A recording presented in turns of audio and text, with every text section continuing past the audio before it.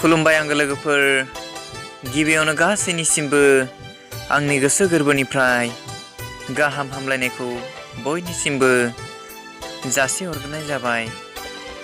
दिनै आं नोंथांमोननि सिगाङाव दोंसे खन्थाइ आवरायनानै खोनासंनो आखायाव लादों।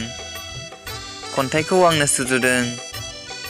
आंनि बे खन्थाइ सुजुनाय आरो आवरायनायाव माबाफोर गोरोन्थि जालाङोब्ला गिबियावनो नोंथांमोननिसिम निमाहा बिग्रोनाय थाबाय।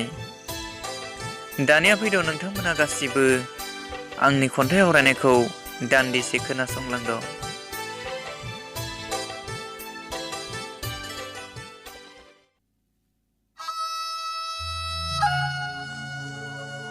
खन्थाइनि मुङा जाबाय जिउ।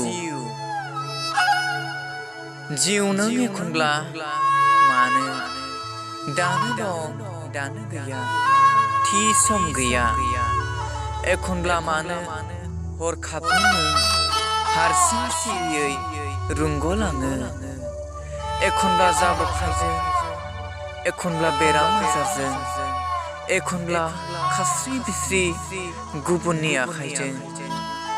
बेफोरदि नोंनि मा मोनसे मोनसे फावथिना, रावबो नुनो मोनै बिलाइयाव लिरखोमानानै दोननाय गुमुर।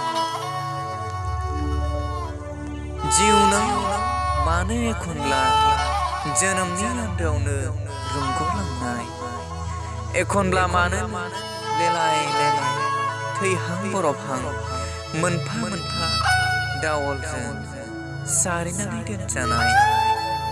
जेब्लाबो नुनो मोनो नोंनि महर, सम जाब्ला गावनो आनज्रायलाङोल'। माब्लाबा फुं, माब्लाबा सानसुथिर, माब्लाबा मोनाबिलि बायदि समनि दाहारजों।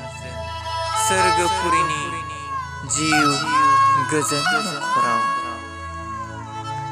एसेनोसै, गोजोन्थों।